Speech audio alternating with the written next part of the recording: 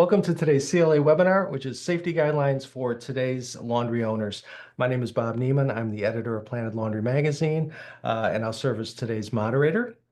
Each month, we focus on a topic that appeared in Planet Laundry, and this month's topic, safety, appeared in the February issue of the magazine, and it's a chance for us to go a little bit deeper into that topic. As we do every month, I'll begin by asking some questions of our panelists, and at the end, we'll take your questions as well. So feel free at any time during this program to send me your safety questions, and we'll let the panel tackle them. So let's meet our panelists. Today we have with us Alex Dolan of CLA Insurance, Brian Maxwell of Vallejo Wash and Dry in Vallejo, California, and Matt Gabris of the Wash Basket in Central Lake, Michigan. Alex, let me start with you, and let me know, can you share what are some of the most common risks or safety hazards faced by laundromat owners today? Occasionally, no worries. Occasionally trip and falls, but on the slip, obviously with self-service, you got folks walking around using the machines, with leaks from washers and the laundry detergent, we do see quite a bit of slip and falls. And then on the property side, dryer fires is the big one for laundromats. So those are the two big ones that if you can be in business and avoid those two occurrences, you're going to be in good shape on the insurance side. Perfect. Brian, how about yourself? What are you thinking of when you're thinking of the most common safety hazards at Vallejo? Well, the dryer fires is the thing that come to mind. Before owning a store myself, I was a dealer sales representative for decades, and the amount of lint that I've seen in and around dryers that it's just crazy. If you don't maintain them, you're going to have a problem. So I would say dryer fires is the thing I think of most. Perfect. Matt, what can you add to that conversation as some of the most common risks that owners are facing today? Yeah, I think the carte blanche, what these two have contributed certainly, but I guess what I see and another kind of facet, I do some sales and service on other laundromats in northern Michigan, and I'll be kind of blunt with it, but cheap or uninvolved owners, to be honest with you, letting housekeeping get out of hand, getting, kind of fixing a machine and kind of not putting things back together, whether that's a junction box, leaving the guards off the machines, leaving some doors unlocked, blocking some exits, burnt out lights, all that kind of stuff. I think there's an old paradigm about the broken window theory of, you're in a neighborhood and a broken window happens on a building and it doesn't get fixed, and more kind of happens. But, in a laundromat, I think if you walk in and it looks disorderly and things are broken and things like that and kind of unattended, it tends to lead to other issues. So kind of, right. But, certainly dryer fires, I'll talk about that a little bit further in the podcast, and slips and falls, certainly. Safety is in my professional, safety is behaviors and conditions. You can kind of boil it down to that. So if you can control one or the other or both, it'd be fantastic. Outstanding. Yeah, great advice, Matt. And let me stay with you on that. One of the most common issues that owners face are slips and falls. What are you guys doing at the Wash Basket to kind of minimize those and you keep that under control? What is your best advice for that? Yeah, so we went kind of crazy. We're getting a new parking lot put in, so we did blacktop floors in our laundromat. We just kind of had it all done, parking lot and the floors. Just kind of smelled for a little while, but I'm just kidding on that one. I knew it. No, I was hoping to bait you in. You looked, I saw the smirk there. So no, really, slips, trips, or falls. So slips are, not tripping over something, slipping on water, slipping on a dryer or dryer sheet, something like that. Trips are tripping over a base or, a piece of equipment or something like that. So one of the things, and I had a, real world experience with one of my customers. They got sued, for six figures. Actually, the insurance company paid it, but they had some slippery floors. There was a customer that had pulled some clothes out of a washer, didn't spin out correctly, or been, dripped on the floor, or walking over to a dryer. A gal walked in with flip-flops that had a pre-existing knee condition and slipped and fell. And now they do rugs. It's kind of low tech, not very sexy, but Yeah. it works. And they've kind of gone some of the smaller rugs so they can actually take them and throw them in their 40 pounders or 60 pounders and clean them occasionally. I know that, they vacuum them, but those have really helped just with, absorbing some moisture. Certainly in Michigan, we've got a lot of snow and ice up here, but it's really, cut down on that type of potential. Yeah, that's an interesting, workaround on that. Yeah. Yeah. Brian, can you talk to slips and falls a little bit? Any experience you've had with that, or what advice you can offer? Well, first of all, we're blessed to have a really good full-time staff, right? So it's one of those things that they're on top of them instantly. And the brand of equipment that I chose has an emergency stop button. So some manufacturers do have an emergency stop button. The biggest issue that I see in our store for slip and falls is when somebody closes the door and it's not sealed properly, like a string from a hoodie or something like that, and then that water just starts to go everywhere. And so in our store specifically is we jump on it, hit the emergency stop button, fix the problem, and then clean up the mess. In years ago, that type of technology wasn't available, and the way washing machines work is they fill to a certain level, and if that seal is broken on the door, then that level is never reached. And if it's a really old piece of equipment, it could literally come out the door for 5-10 minutes, where you could have not just a gallon of water or half a gallon of water, but a ton. And so one of the things I would recommend, if slip and falls are a concern to you, which they should be, it's one more reason to replace old equipment that doesn't have an emergency stop button, doesn't have, even the machines that don't have emergency stop buttons have fill errors, so they'll turn off after a certain point. But if you take a 15-year-old machine, that thing, I think it's 6 or 8 minutes that could run. And if you're running with warm water, it could literally be using hot and warm, or hot and cold at a full fill. And so you're talking about gallons and gallons of water that, in the absence of having an attendant clean it up, that's going to stay there for hours. And so it's one more reason, and I'm not in the equipment business, but it's one more reason to get rid of some of that old equipment. Yeah, no, great points, Brian. Thank you. Alex, how about you? What are some best practices that you share with your clients as far as this topic? Yeah, for slips, I mean, honestly, good staff, good attendants that are looking for those types of things is going to be your best bet. But besides that, camera systems for sure, so you have some proof that you can show the adjuster if something does happen. Signage, as much as people are kind of in their own world and don't pay attention to that, any kind of signage you can put in there so people are keeping watch. If it makes sense, non-slip floor matting, unfortunately, sometimes that becomes a trip and fall hazard. But things like that, I think certainly can help. I'd say staffing that you train to assist and take care of those slippery floors as quickly as possible is probably your best bet. Great advice. Hey, Bob, just to Yeah. piggyback on what Brian was saying. I mean, I couldn't agree more on good staff.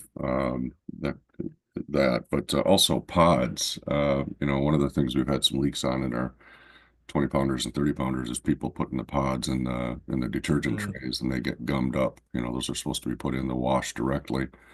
And we've had some of those leak on the floor, actually multiple times. And, you know, Mhm. staff telling, or, helping customers with pods and, signage. And I'll talk about signage a little bit later about, using please instead of don't. But those have been a culprit as well with Right. water. Education on the pods is Yeah, exactly. would go a long way, sure. Yeah. You've all kind of addressed safety a little bit, fire safety. Brian, can you talk a little bit more about that, about what measures need to be taken with regard to fire safety? Because that's such a huge liability for owners these days. Yeah, and well, I mean, like we said before, it starts with dryers, dryer lint. I think Mhm. one of the stories I told in the article was I had a client when I was in dealer sales that we went in to replace their dryers that were 20 years old, and my installer closed the store because there was so much lint behind the dryers that he was afraid to work on them and start removing them and disconnecting the utilities while the dryers were potentially operating because they were so full of lint. And he literally ended up grabbing garbage bags of lint. I mean, bags and bags and bags of lint just from behind a wall of dryers. And so and even for me, I consider myself a pretty decent operator. We had a little situation, we hit an overlimit switch, and we had been cleaning the dryers, but I had them on a schedule that wasn't as routine as it should be. And so we went in and we found some balls of lint in different places, and but it's their dryers are full of lint, and you need to maintain them, and if not, there's a spark and those things are going to go off. Right. So I mean, that would be that. And then a little thing is that people don't think about their little fire extinguisher that the city made them buy, and they've never recharged it. Right. And I've got a buddy in the fire extinguisher business that warns me all the time and so he has me set up to have mine recharged. And we had electrical work done, and a live wire hit one of my dryers and sparked and caused a little bit of a small flame. We got the fire extinguisher, put it out, and it was out in seconds. Right. So it's is your fire extinguisher fully charged? Because when you need it, you need it. Right. You may not need it for a long time, but when you do, absolutely. That's a great advice. Matt, I know you had something to add on fire safety, or you certainly would, but what did you say? I guess just kind of riding the wave on the fire extinguisher. So, OSHA rule says you need one for every 3,000 square foot of building. I recommend even if you're 1,000 square foot laundromat or anything like that, you still need one. Should be visible, should be not only mounted, but you can buy the glow in the dark signs above them. The fire extinguisher should be mounted about 42 to 46 inches above the ground. Okay. Have a red sign, above it saying fire extinguisher. I have it on my checklist that I give my attendants. We're talking about cleaning out lint and cleaning out the back rooms behind the dryers. I actually have it on a written list is one of the things that's no cost, low tech clipboard, and a list on how frequently things need to be checked. And it's really a system putting in place. I had one of my attendants use the leaf blower in the back room, which we kind of put an end to that, but we're vacuuming it now. Cleaning that out because we don't want that stuff to get into motors and electrical components and things like that. But definitely cleaning behind the dryers is important. I would say kind of going back to people you trust. Obviously good attendants that are cognizant. And I would also go so far as to having a good customer base. I have a story that we had. I wasn't there, my wife wasn't there, but we had a customer trying to fit a hard case suitcase in a top load washer, and somehow they got it in there, and they started the washer somehow, and the belt started smoking, and it filled the laundromat with smoke, and Mhm. because we had a customer there that, you know, was a regular. She immediately called the fire department. We donate to the fire department. They were there in 3 or 4 minutes. Crazy. Yeah. You know, just that kind of thing. You know, Yeah. one of the things I talk about when people listen to me is trying to build a customer base that feels like it's their laundromat, that they own it, you know, have Mhm. a, you know, sense of ownership, a sense of pride that that's where you go. You know, that's why you have to keep Mhm. clean. That's why you know, put up good signage. You keep, you know, you keep things running. Mhm. You know, a lot of the interaction, talking to them, and they just kind of watch out for Mhm. things that don't look right. You know, I've had Right. customers tell me multiple times my trough run it over with water because we got some mop heads in there. We've had them report the smoke. We've had them report, you know, some Yeah. shady looking characters in there, all sorts of stuff. So anything you can do to contribute Right. that. The other thing, just on my, Mhm. that's the only, luckily the only fire experience I've had in my laundromat, but the customers that I service for service, I've had 3 now that have had rags ignite. There was one that restaurant across the street brought in kitchen or you know, kitchen rags with kitchen grease on it. Then I had one had some diesel fuel on it. And there was another one with you know, combustible. I think they were shop rags. They had some type of solvent on them that ended up igniting. Yeah. I mean, kind of watching out for that signage, knowing who your customers are with that. You know, I guess if they're gonna wash those, you know, try to figure that out ahead of time and say, well, those need to be washed first before you put them in the dryer, or washed really well, you know, to get that out of there. Right. So Right. those kind of rags. Mhm. You know, the other Mhm. thing I would say, certainly open electrical connections, like you know, Brian was talking about, whether that be during construction or if you're doing a do-it-yourself, or make sure those junction boxes are covered, make sure Mhm. wire nuts are used on wires, you know, not just the slap it together and put it back. Right. Well, it's obviously a source of ignition. So Mhm. Good, great stuff. Alex, there's a question here from someone came in directly to you. It's do you see dryer fires in the newer dryers with anti-wrinkle, um, with an anti-wrinkle the anti-wrinkle dryers? Are you seeing more of those? They turn every 10 minutes for a minute after the cycle is complete. That's someone was asking that. I don't know if you've seen anything or if you can speak to that at all. I will say the newer equipment definitely has technology.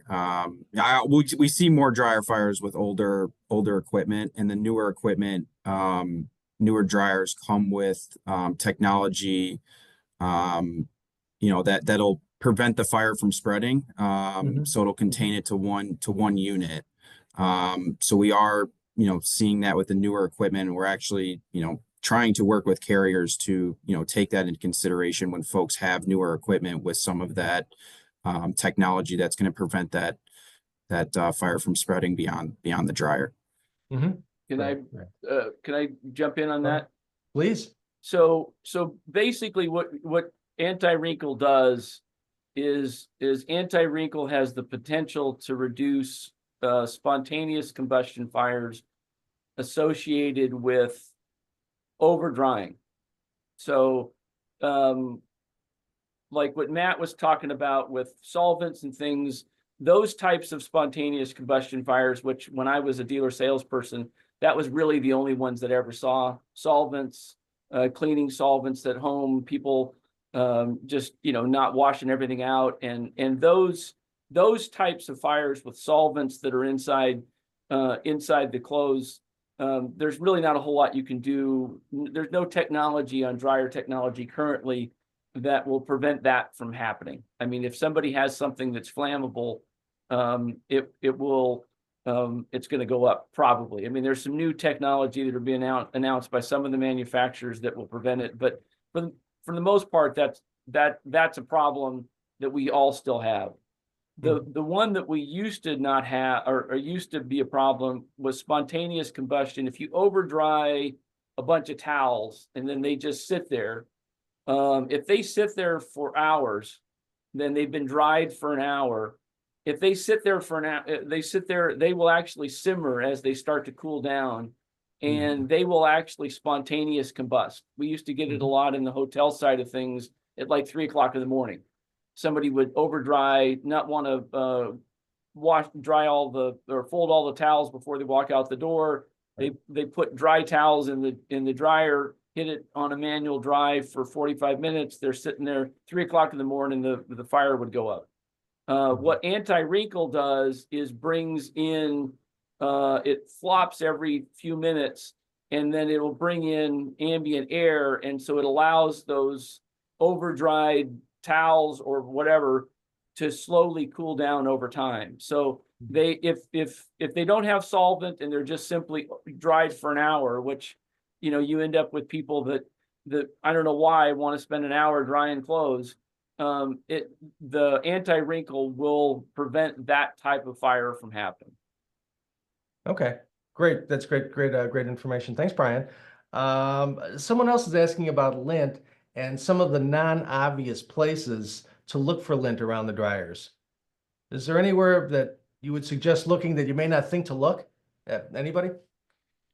This is Matt, you know, not for fires, but I know lint is probably half of my issues with you know, coin drops not working. You know, it gets in there and causes that, you know, makes me dig them out. Other obvious places.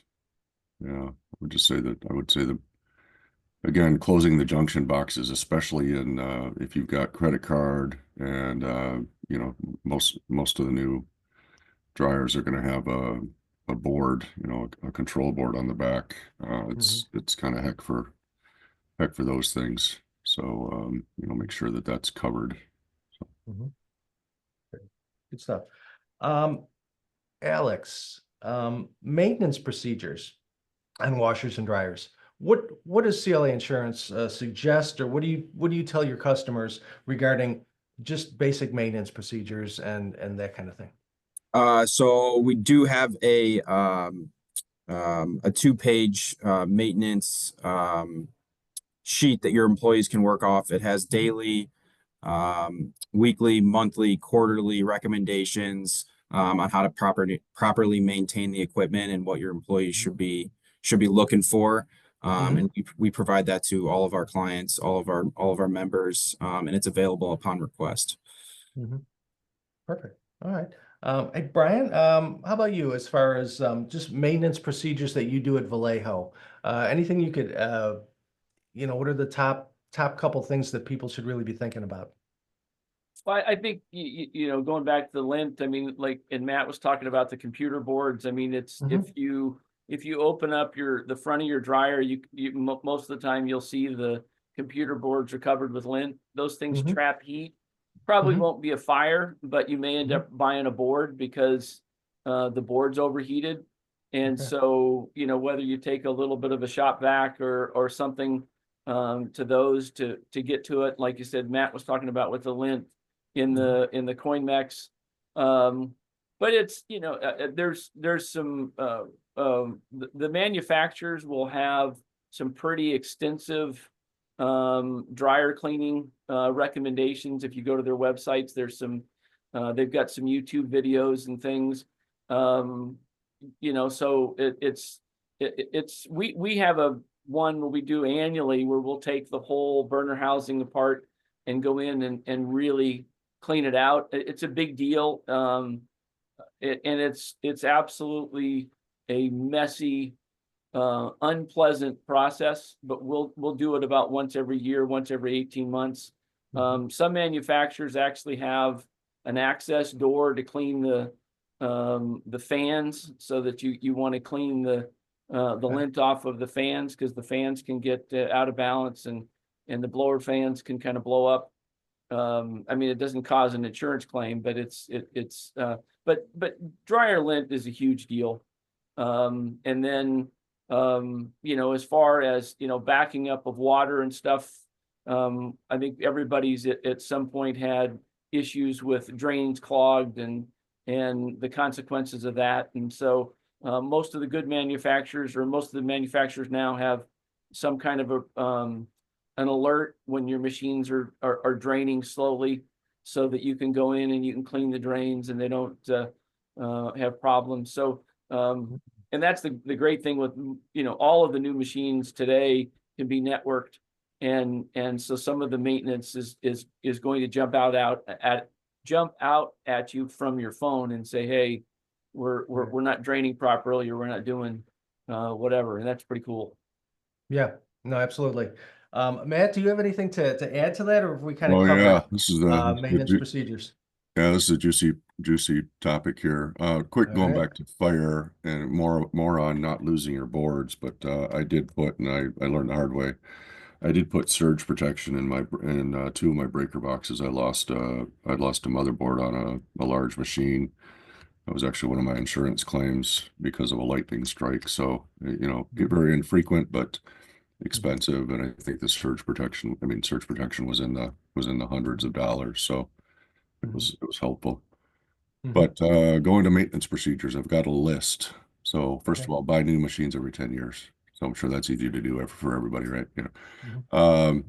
The next one is number your machines. I'm kind of flabbergasted with the number of laundromats I go into, and there'll be a number on a few of the machines, but not. When customers call you to say, hey, something's wrong with the machine, and they have to kind of explain it. Not all of them are Northwest, East, South savvy or anything like that. But if you got big old numbers on the machines saying, no, it's machine number 22 or machine, a lot easier to troubleshoot the problem. So, it costs you about $6 for a pack of numbers at the hardware store. And then you can also, as a safety procedure, take your breaker boxes, and once you got them numbered, number the machine that way. And that way, if you need to shut them off quickly, you can go right to the breaker and say, hey, that's machine number 22. So that's an easy one. Mhm. The other two, and I just dealt with this by my second laundromat, is I would say exercise your water valves and your gas valves once a year. And what that means is I have hard water in the one, and in the brass ball valve, that builds up.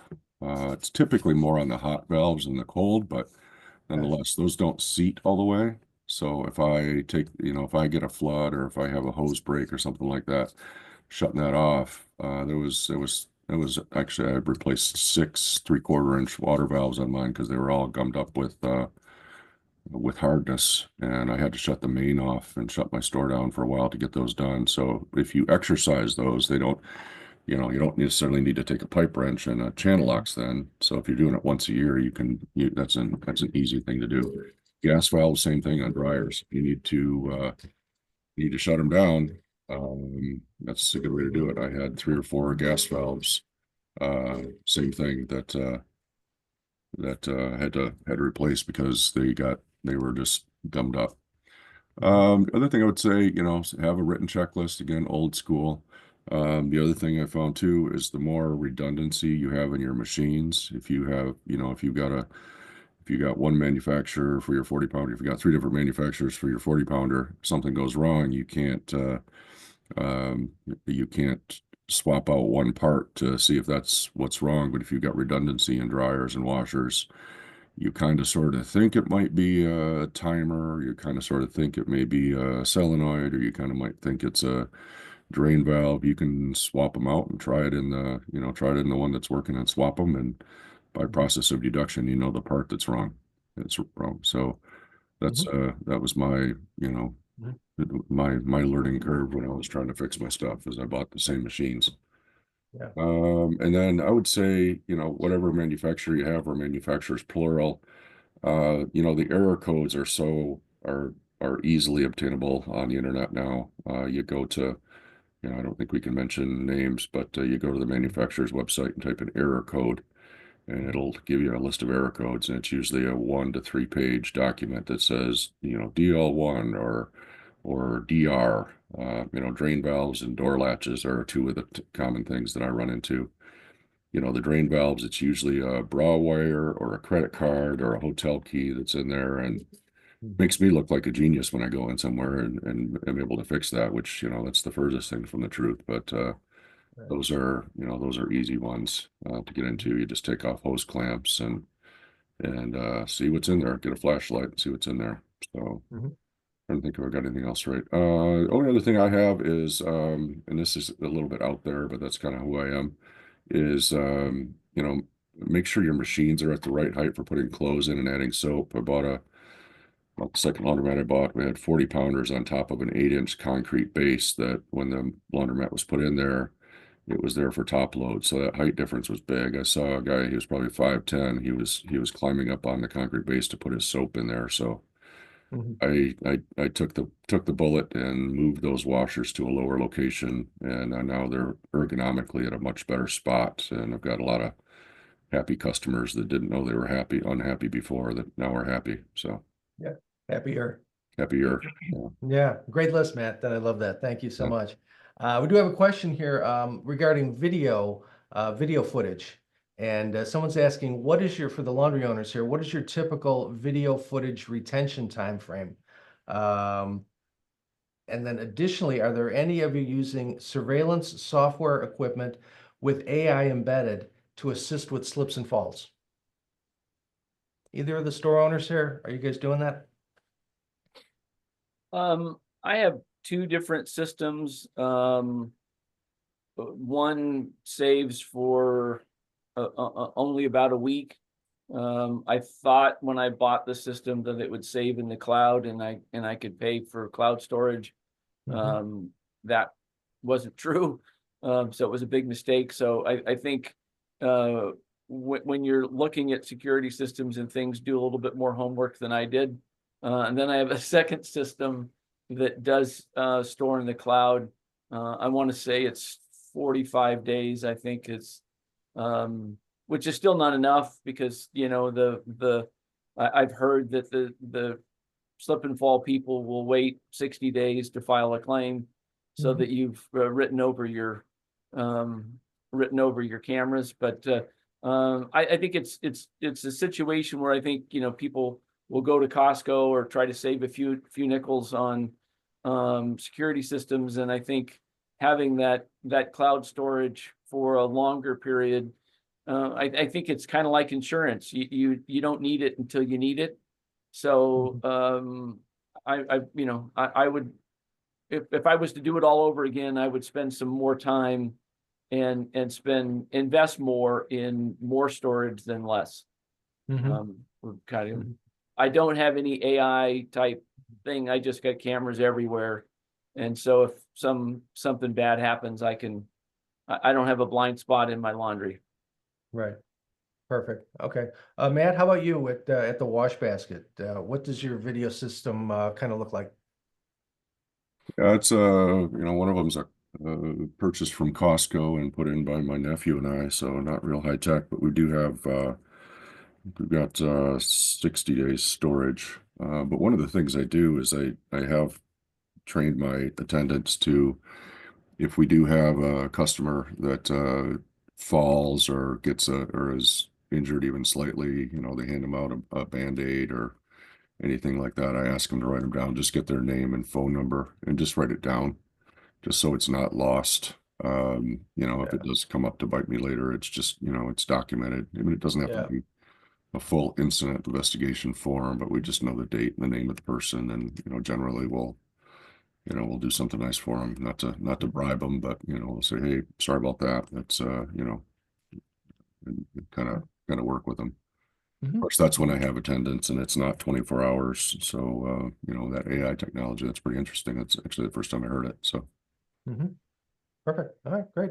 So I just want to remind everybody, we've got great panel here. Feel free to send your questions that you may have, and let's take advantage of them. They're taking time to share with us. So let's try to get your questions answered if you have any. Alex, let me go to you as far as a secure facility, a safe facility. How does that impact liability and insurance claims? Why is it so critical? Sure. So touching on the last question, each state is going to have a different statute of limitations, which allows folks a certain amount of time to essentially sue you. So if they slip and fall in your laundromat and hurt themselves, it could be a year or more, and it depends on the state before they actually file a lawsuit. So maybe they slip and fall and they hit their head. 6 months down the road, they go in because they're having a lot of headaches and they go, oh, well, I did slip and fall in that. So, things like that do happen. So as far as saving your camera footage, I recommend at least a year, possibly even more. If you do have an incident, obviously the idea would be if you know of someone being injured, you can save just that video. Um, but storing footage is important. Um, and then besides that, having a secure facilities, central burglar alarm, monitored by like an ADT is huge. It can be the difference of having theft coverage for the laundromat or not.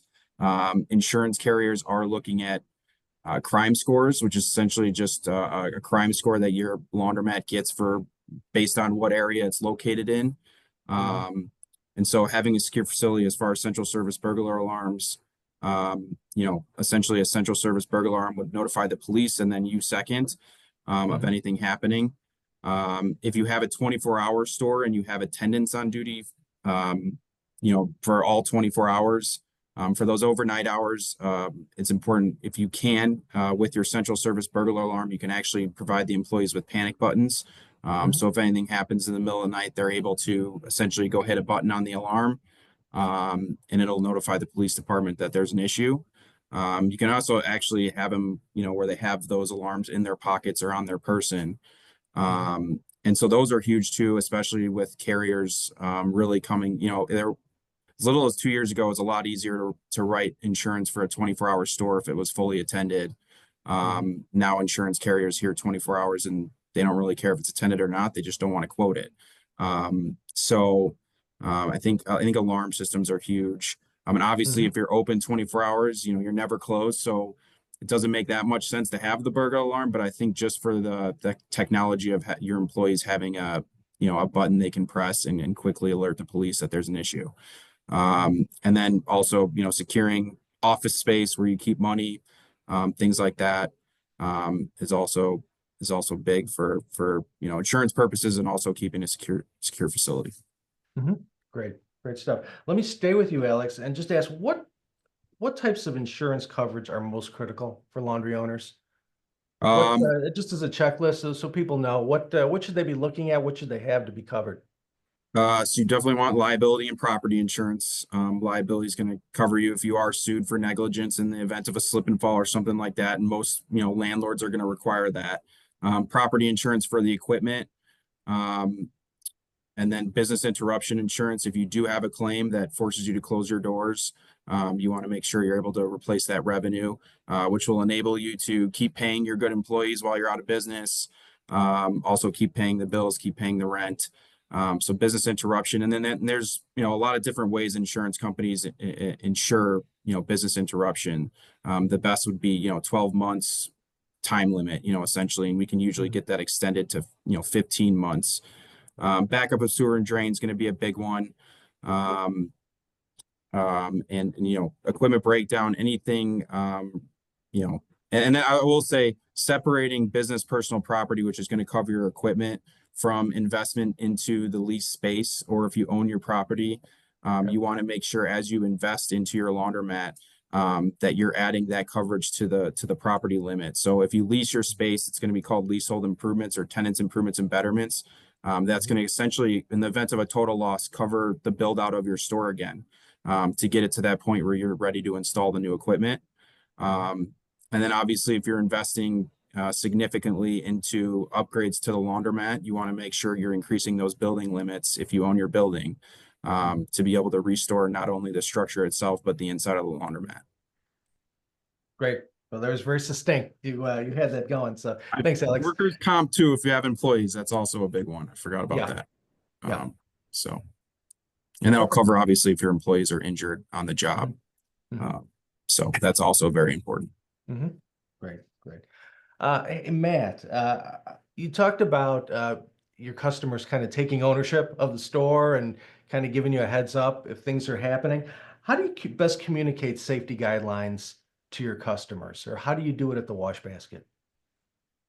Certainly, face to face is always good. Talking about it in conversations, not just going up to somebody and talking about safety, but talking about the improvements you made and why you're doing things. But the one kernel of advice I've seen is is signage, and it's a pet peeve of mine. I wasn't always aware of it, but using please instead of don't on Mhm. signage, like pods, like don't use pods on the washers, instead say, hey, please put pods in the washer, not the soap tray, instead of Yeah. using a more a little softer approach. There's the hairs on the back of the neck of people sometimes say, when you tell them don't do something, that position of authority that Yeah. really ticks them off. And I did that when I worked in the food industry. It was kind of like that. The way we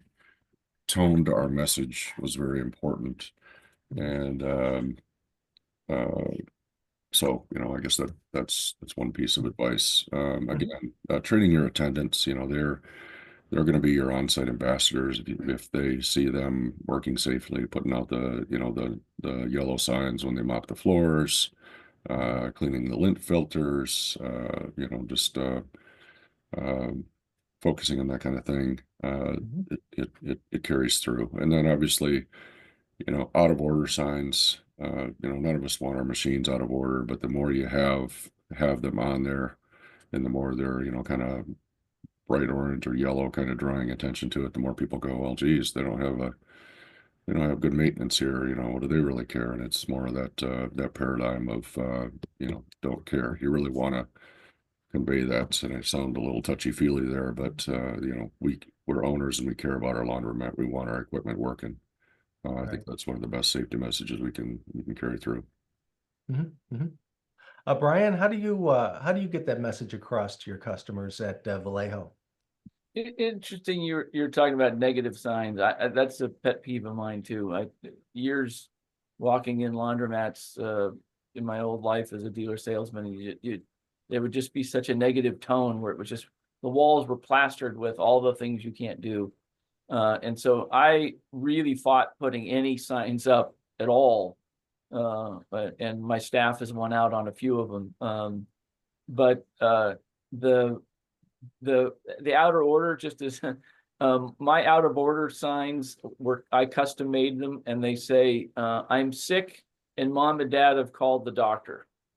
And so it's a little cute little cartoon instead of the big red out of order warning sign. But one of the signs that I had fought for a while is we have a lot of children that come in our place, and they want to ride in laundry carts. They want to sit on the top of the shelves. They want to climb all over everything. And so I had to finally come up with some signage about that.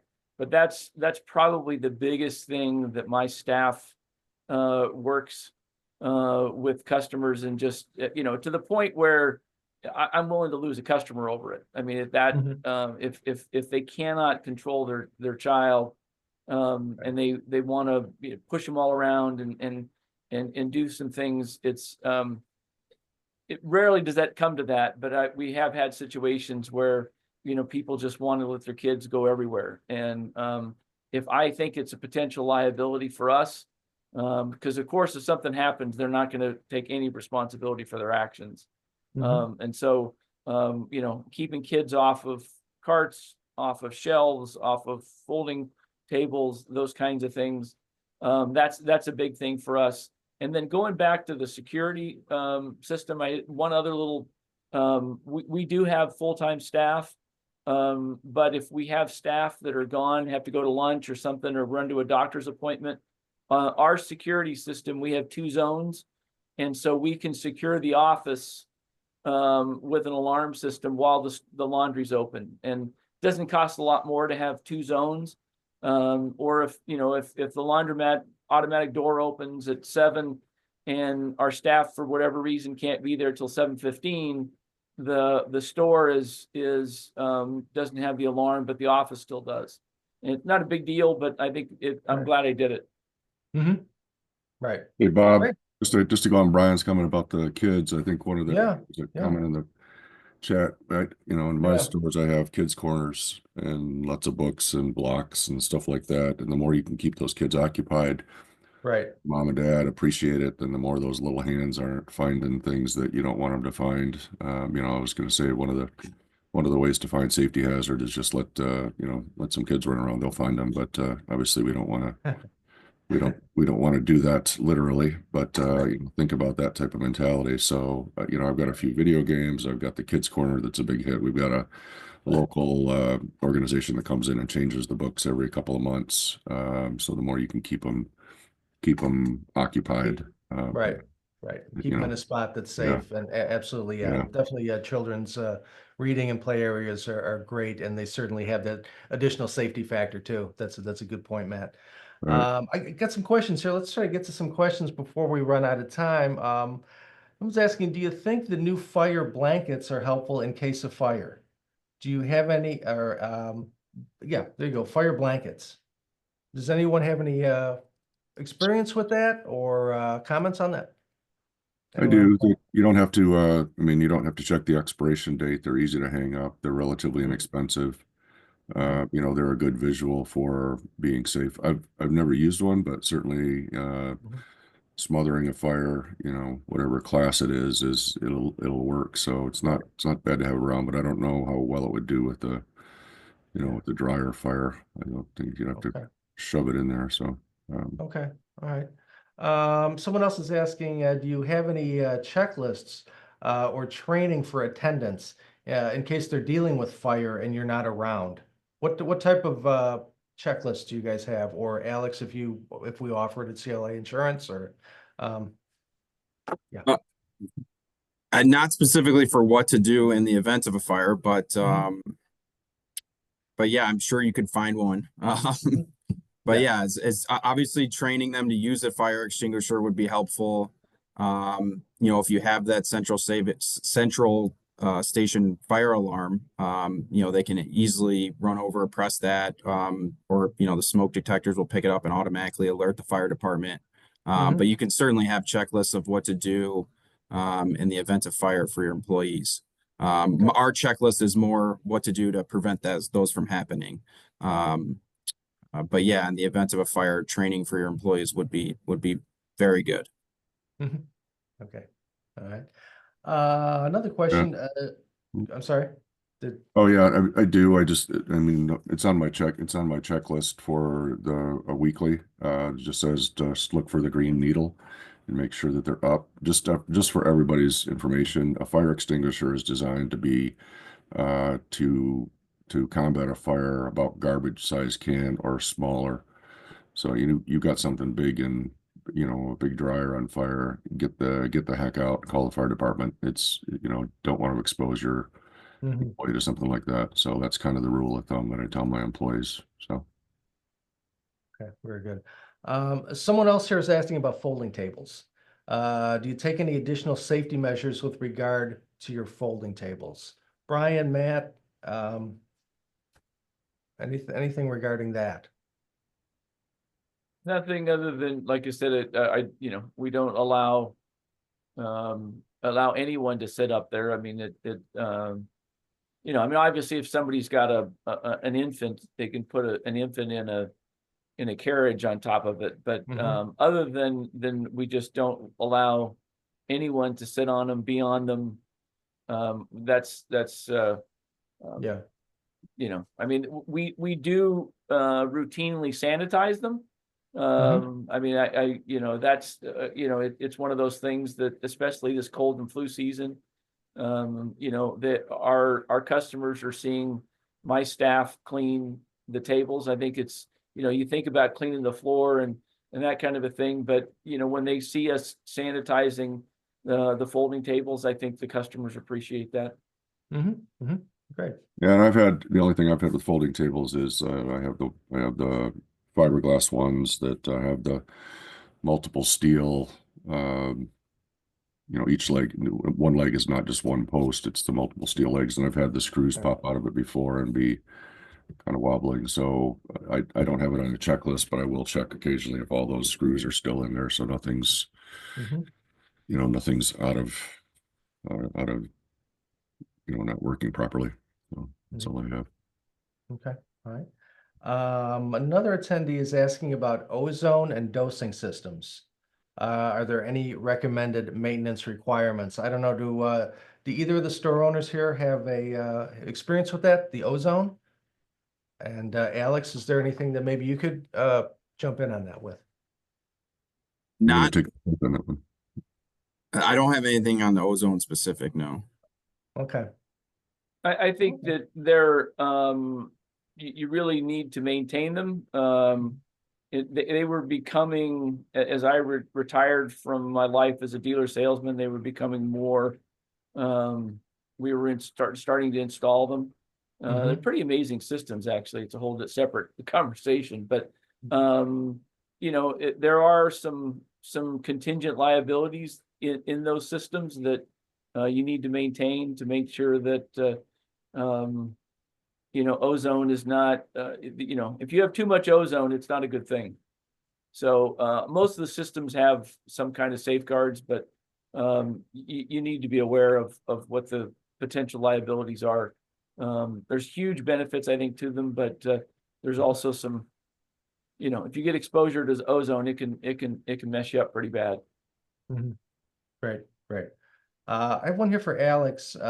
Speaking about panic alarms, what is the common practice when triggered? And should it be audible or silent in the store? I would imagine you're gonna be able to hear it. But the idea is it's hooked up to an ADT like a call center. So that call center alerts the police department. And then, the police are notified, they show up at the business. And I would imagine there's some sort of panic alarm. And the idea behind that would be able, to scare off any bad actors with that loud alarm.